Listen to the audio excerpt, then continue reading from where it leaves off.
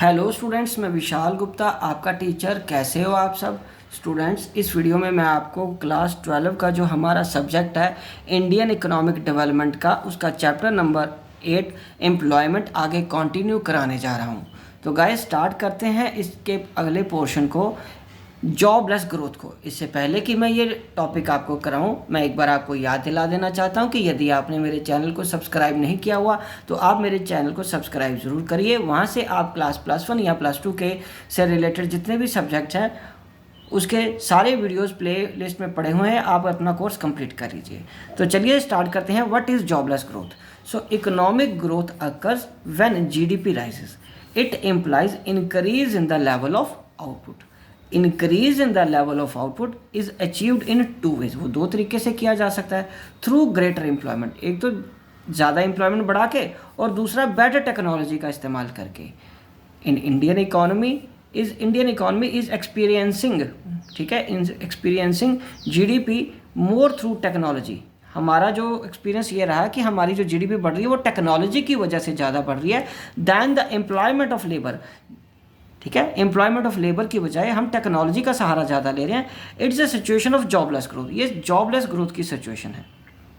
ठीक है जी, डेवलपमेंट हो रही है, जीडीपी बढ़ रही है, पर जॉब्स उतनी ज़्यादा जनरेट नहीं हो पा रही। Why are we relying more on technology and less on employment? बहुत इंपॉर्टेंट क्वेश्चन है।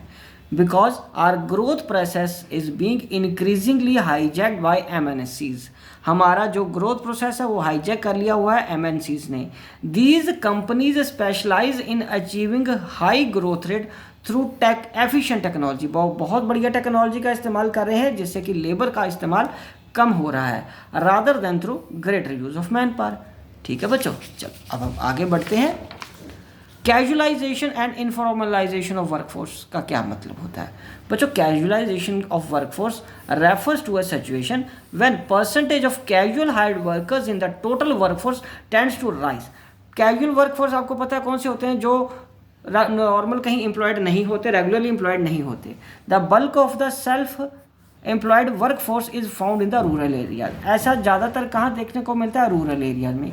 People work on their farm, वो अपने खेतों में या फार्म्स में और फील्ड्स में काम करते हैं। Not because everybody is gainfully employed but simply because many of them are not getting non farm jobs. वो इसलिए नहीं कि खेतों में बहुत काम है, वो इसलिए वहाँ पे लगे हुए हैं क्योंकि उनके अलावा और कोई नॉन फॉर्म जॉब्स मिलती ही नहीं है।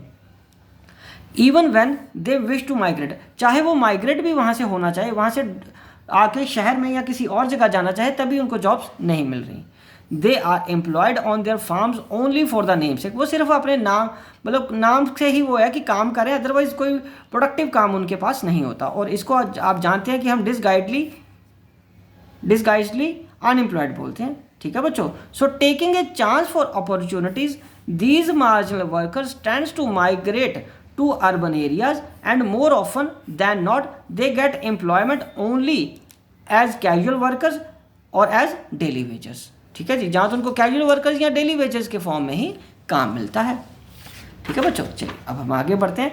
इनफॉर्मलाइजेशन क्या होती है बच्चों? इनफॉर्मलाइजेशन को समझने के लिए पहले हमें फॉर्मल सेक्टर और दूसरा इनफॉर्मल सेक्टर की एम्प्लॉयमेंट को समझना पड़ेगा। सो formal sector employment refers to organized sector of the economy. It includes all government departments, public enterprises and private establishments which hire 10 और more workers। जो 10 या 10 से ज़्यादा लोगों को हायर करते हैं वो क्या होता है? formal sector। Those working in the organized sectors are called formal workers। ठीक है, और दूसरी तरफ इनफॉर्मल सेक्टर एम्प्लॉयमेंट क्या होगा? It refers to unorganized sector of the economy. It includes all such private enterprises which are less than 10 workers. Besides farming and self-employment ventures, these working in the unorganized sector are called informal workers. But from the point of view of the employment status, the underlying difference between formal and informal sector क्या है? ये important difference है बच्चों। ये they get social security benefit. Formal sector में social security benefits like ESI PF वगैरह मिलता है। They don't get any social security benefit. PF provident fund और ESI एम्प्लॉयड स्टेट इंश्योरेंस जैसी चीज़ें उनको मिलती हैं, फॉर्मल वालों को, इनफॉर्मल वालों को नहीं मिलती। फॉर्मल वाले their economic interest are protected through various laws. इनके लिए तो वेरियस लॉज हैं, प्रोटेक्ट करने को, बट इनफॉर्मल के लिए they are hardly covered under any law.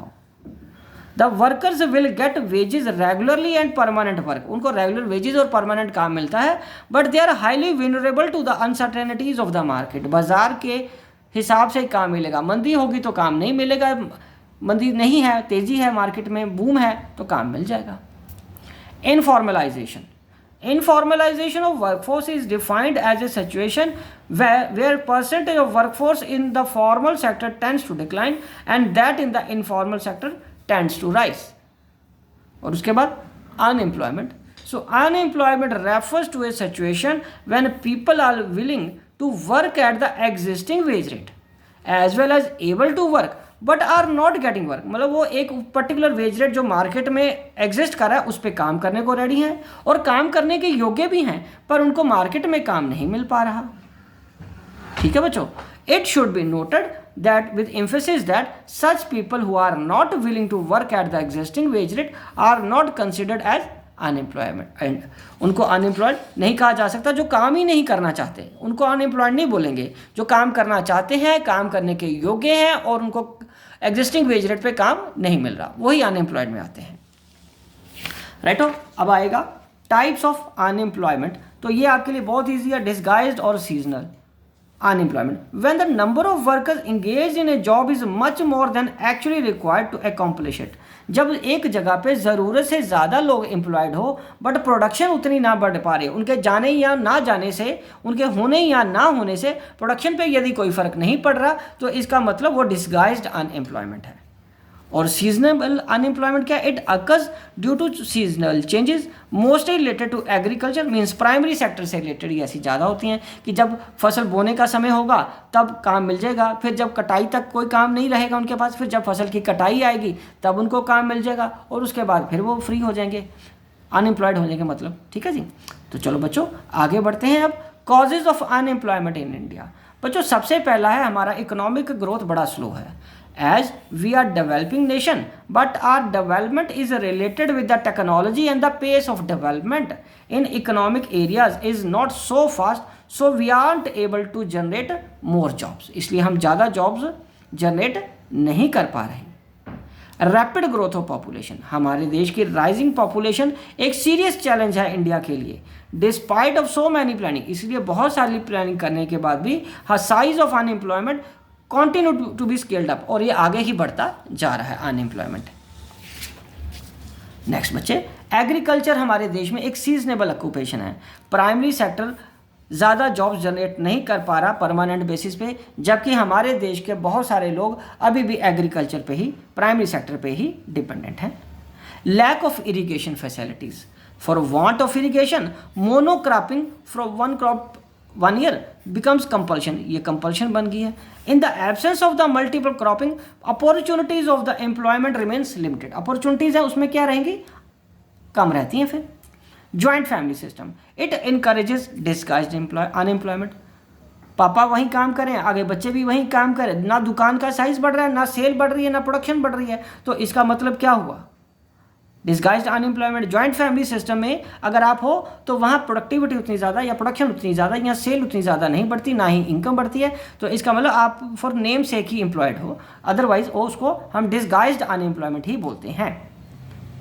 Decay of cottage and small industries, emergence of large industries in place of the small industry after independence has failed to yield employment opportunities to the desired extent because cotton industries and small scale industries has also been decayed by British regime। तो हमारे देश की जो cottage और small industry थी वो तो अंग्रेजों के समय से ही डिके हो गई थी, उसका पतन हो गया था। बट आज़ादी के बाद फोकस किस पे ज़्यादा रहा, लार्ज स्केल इंडस्ट्रीज़ का।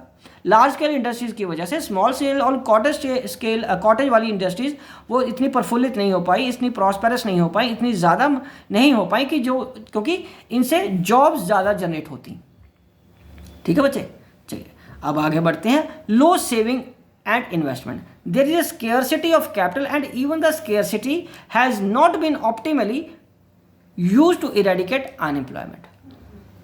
ठीक है बच्चों, चलिए आगे। Limited mobility of labour owing to various social constraints, बहुत सारे सोशल कंस्ट्रेंट होने की वजह से पीपल माइग्रेट ही नहीं होना चाहते अपने पर्टिकुलर स्थान से, वो उसी जगह पे रहना चाहते हैं, चाहे काम हो या ना हो।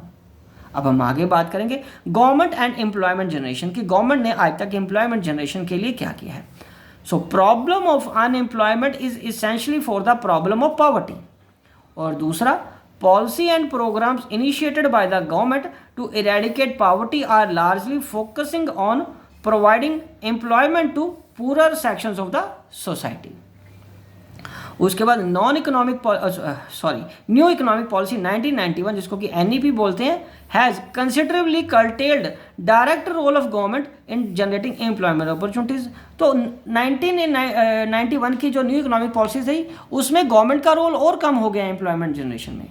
NEP involves a massive drive towards privatisation. यहाँ तो प्राइवेटाइजेशन शुरू हो गया था। Obviously when the size of public sector tends to contract, role of government to generate employment opportunities bound to shrink. तो सरकार का रोल अपने आप कम हो जाएगा जब पब्लिक सेक्टर कम हो जाएगा। तो प्राइवेट सेक्टर जॉब देने के लिए नहीं है, वो तो प्रॉफिट अपने आप की देखेंगे, किस तरीके से वो एफिशिएंसी, प्रोडक्टिविटी जो रिजल्ट करेंगे उनको प्रॉफिटेबिलिटी में, उस पर, उसके लिए अगर उनको कम जॉब्स भी देनी पड़ेंगी तो वो देंगे। They are not bound to provide jobs. Private sector is not bound to provide jobs. अब हम आगे बात करते हैं सरकार ने और क्या किया है। Skill India, make in India, startups. There are some recently launched campaigns by the government of India to generate opportunities of employment. These campaigns are yet to actualize into models of growth and development. ठीक है बच्चों, through these schemes, Indian economy has opportunity to generate self-employment. ठीक है बच्चों, तो इसी के साथ ये टॉपिक तो कंप्लीट होता है और ये चैप्टर भी यही मैं कंक्लूड करता हूँ और वीडियो भी यही कंक्लूड हो जाती है। ठीक है बच्चों, तो इसी तरीके से आप मेरे चैनल को सब्सक्राइब करके वीडियोस देखते रहिए और अपना कोर्स कंप्लीट करते रहिए। Wishing you good luck.